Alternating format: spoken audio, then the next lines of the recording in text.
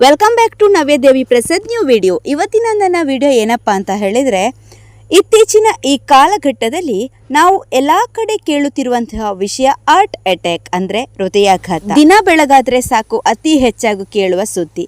ಆದರೆ ಪ್ರತಿಯೊಬ್ಬರಿಗೂ ಇರುವ ಒಂದೇ ಒಂದು ದೊಡ್ಡ ಚಿಂತೆ ಏನಂದ್ರೆ, ಇದಕ್ಕೆ ಕಾರಣ ಏನಿರಬಹುದೆಂದು. ತಲೆಯಲ್ಲಿ ನಾನಾ ರೀತಿಯ ಆಲೋಚನೆಗಳು ಅಲ್ವಾ. ನಾನು ಕೇಳಿರುವ ಮತ್ತು ನನಗೆ ತಿಳಿದಿರುವ ಅಂಶಗಳನ್ನು ನಿಮ್ಮ ಮುಂದೆ ಇಡ್ತಾ ಇದ್ದೇನೆ. ನಮ್ಮ ಜೀವನ ಶೈಲಿ ಬದಲಾಗಿದೆ.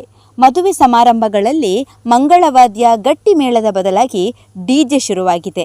ವೈಜ್ಞಾನಿಕವಾಗಿ ಹೇಳುವುದಾದರೆ ಶಬ್ದ ಮಾಲಿನ್ಯದಿಂದ ಹೃದಯಾಘಾತಗಳು, ಹೃದಯ ಸ್ತಂಭನ ಸಂಭವಿಸುತ್ತದೆ. ಈ ವಿಷಯಗಳು ವೈಜ್ಞಾನಿಕವಾಗಿ ಗೊತ್ತಿರುವಂತದ್ದೇ.